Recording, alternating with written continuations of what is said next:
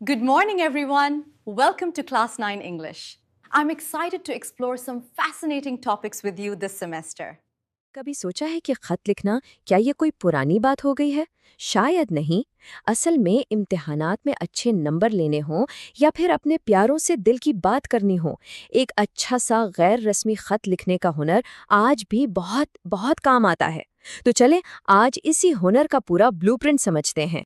तो क्या हो अगर एक बेहतरीन खत लिखने का एक सिंपल सा 7 हिस्सों वाला ब्लूप्रिंट हो? और यही सवाल आज के हमारे इस पूरे तज्जिए की बुनियाद है। देखें, खत लिखना कोई रॉकेट साइंस नहीं है। ये एक हुनर है, एक क्राफ्ट है, जिसे एक सादा से खाके की मदद से बहुत आसानी से सीखा जा सकता है। तो आइए इस खाके को समझना शुरू करते हैं और देखते हैं कि एक बेहतरीन खत आखिर लिखा कैसे जाता है। अच्छा, तो ये रहा हमारा ब्लूप्रिंट। एक बेहतरीन गैर रस्मी खत आप यूं समझ लें कि 7 बुनियादी हिस्सों से मिलकर बनता है, और यही 7 हिस्से मिलकर इसकी स्ट्रक्चर को मुकम्मल और इफ़ेक्टिव बनाते हैं, एक क्लियर शेप देते हैं। तो ये हैं वो 7 स्टेप्स: सरनामा यानी हेडिंग, फिर अलकाब या सैल्यूटेशन, इब्तिदाई जुमला नफ्स मज़मून यानी बॉडी, इख्तितामी जुमला इख्तिताम यानी सब्सक्रिप्शन, और आखिर में दस्तखत। सरनामे से लेकर दस्तखत तक हर कदम खत को एक मुकम्मल शक्ल देता है। चलें अब इनमें से हर एक को ज़रा तफसील से देखते हैं ताकि पूरा प्रोसेस बिल्कुल क्लियर हो जाए। तो सबसे पहला कदम है हेडिंग यानी सरनामा। ये खत के बिल्कुल ऊपर राइट साइड पर लिखा जाता है। जैसे यहाँ मिसाल है, इम्तिहानी मरकज़, शहर अलिफ बेजीम, 1 फरवरी 2025। अब ये क्यों ज़रूरी है? भाई, इससे पढ़ने वाले को फौरन पता चल जाता है कि ये खत कहाँ से और किस तारीख को लिखा गया है ना? सिंपल। हेडिंग की ठीक बाद आता है सैल्यूटेशन यानी अलकाब। ये वो जगह है जहां आप खत पाने वाले को मुखातिब करते हैं, जैसे मेरे प्यारे अब्बा जान। इससे होता क्या है?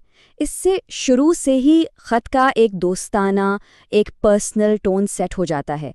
पढ़ने वाले को लगता है कि हाँ, ये खत खास मेरे लिए ही लिखा गया है। और अब बारी है खत के सबसे अहम हिस्से की, यानी बॉडी या नफ्से मज़मून की। सच पूछें तो यही खत का दिल है। आपका असल पैगाम, आपके जज्बात, सारी तफसीलात, सब कुछ यहीं बयान होता है। चाहे मुबारकबाद देनी हो, शुक्रिया अदा करना हो, या किसी बात पर अफसोस का इजहार हो, यही वो जगह है जहां आपकी बात खुलकर सामने आती है। और हाँ, एक बात याद रखने वाली है, इसे हमेशा छोटे क्लियर पैराग्राफ्स में लिखें ताकि पैगाम आसानी से समझ आ जाए।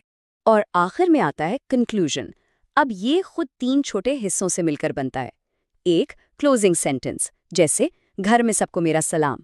फिर आती है सब्सक्रिप्शन, जैसे आपका प्यारा बेटा या आपकी मुखलिस दोस्त। और आखिर में आपके दस्तखत। ये तीनों चीज़ें मिलकर खत को एक बहुत ही शाइस्ता और मुकम्मल एंडिंग देती हैं और पढ़ने वाले पर एक अच्छा इंप्रेशन छोड़ती हैं। चलें जी, स्ट्रक्चर तो हमने समझ लिया, लेकिन अब बात करते हैं उन सुनहरे उसूलों की जो आपकी ज़बान और लहजे को बेहतरीन बनाते हैं। क्योंकि सिर्फ ढांचा काफ़ी नहीं होता, आप क्या कह रहे हैं और कैसे कह रहे हैं ये भी उतना ही अहम है। यही चीज़ आपके ख़त में जान डालती है। तो ये कुछ बहुत ज़रूरी उसूल हैं। ज़बान सिंपल और क्लियर हो, जुमले छोटे छोटे हों, पोलाइट और रिस्पेक्टफुल रहें। हाँ, स्लैंग बिल्कुल इस्तेमाल नहीं करना। और सबसे अहम, टॉपिक से ना भटकें और फॉर्मेट को फॉलो करें। ये सारी चीज़ें मिलकर आपके ख़त को पढ़ने में आसान और बहुत पुरअसर बनाती हैं। अच्छा जी, थ्योरी बहुत हो गई, अब वक्त है इसे एक्शन में देखने का। आइए देखते हैं कि ये पूरा ब्लूप्रिंट और ये सारे असूल एक मुकम्मल ख़त में आखिर नज़र कैसे आते हैं। इससे आप खुद देखेंगे कि इन पर अमल करना कितना आसान है। ज़रा इन जुमलों पर गौर करें। मुझे मालूम हुआ है कि वालिदा साहिबा को तेज़ बुखार है। मैं उनकी सेहत के बारे में बहुत परेशान हूँ। ये एक बेटे का ख़त है अपने वालिद के नाम, जिसमें वो अपनी माँ की सेहत के लिए अपनी फ़िक्र का इजहार कर रहा है। ये हमें सीधा इस ख़त के जज्बाती पहलू से जोड़ता है और ये दिखाता है कि ख़त जज्बात के इजहार का कितना ताकतवर ज़रिया हो सकता है। अब यहाँ जो चीज़ वाकई दिलचस्प है वो ये है कि हमने इस पूरे ख़त को अपने 7 हिस्सों वाले ब्लूप्रिंट पर तोड़ कर दिखाया है। आप देख सकते हैं कि हर थियोरेटिकल पार्ट, जैसे हेडिंग या बॉडी, असल ख़त में कैसे लिखा गया है। इससे पूरा प्रोसेस एकदम क्रिस्टल क्लियर हो जाता है और ख़त लिखने का हर स्टेप समझ में आ जाता है।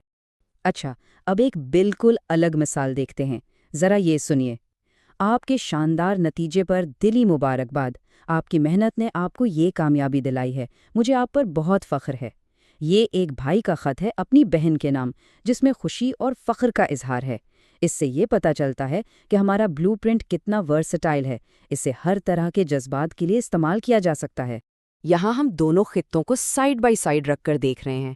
آپ غور کریں کہ بنیادی ڈھانچہ یعنی وہ 7 حصوں والی سٹرکچر بالکل سیم ہے، لیکن باڈی کے اندر کی زبان اور لہجہ وہ ایک دم بدل جاتا ہے۔ ایک میں فکر ہے تو دوسرے میں جشن۔ یہی تو اس بلو پرنٹ کی خوبصورتی ہے کہ آپ ایک ہی سٹرکچر استعمال کر کے کتنے الگ الگ پیغام دے سکتے ہیں۔ تو چلیں اب جلدی سے ان تمام اہم نکات کا خلاصہ کرتے ہیں جو اس ہنر میں مہارت حاصل کرنے میں مدد دیں گے تاکہ خط لکھتے ہوئے پورا کانفیڈنس ہو۔ تو آخر میں ایک غیر رسمی خط اصل میں ہے کیا؟ یہ اپنے قریبی لوگوں، دوستوں اور رشتہ داروں کے ساتھ اپنے خیالات اور احساسات شیئر کرنے کا ایک طریقہ ہے۔ ایک ایسا پیغام جس میں زبان سادہ ہو، شائستہ ہو اور محبت بھری ہو۔ یہ ایک پل کی طرح ہے جو ہمیں اپنے پیاروں سے جوڑتا ہے، چاہے فاصلے کتنے ہی کیوں نہ ہوں۔ تو خلاصہ یہ ہے، 7 حصوں والے بلو پرنٹ کو فالو کریں، زبان کو سمپل اور سنسیئر رکھیں، یاد رکھیں کہ یہی سٹرکچر ہر طرح کے جذبات کا اظہار کر سکتی ہے، اور سب سے بڑھ کر پریکٹس۔ اچھے نمبر حاصل کرنے کے لیے مشق بہت بہت ضروری ہے۔ اور آخر میں ایک سوال، امتحانات اور نمبر تو ایک طرف، ذرا سوچیں حقیقی زندگی میں وہ کون ہے؟ کوئی دوست، کوئی عزیز جو شاید آج آپ کے خط کا انتظار کر رہا ہو، اس پر ضرور سوچیے گا، اور کیا پتہ آج ہی کسی کو ایک خط لکھ کر خوشی دینے کا موقع مل جائے۔ Join us and register now for online transformation.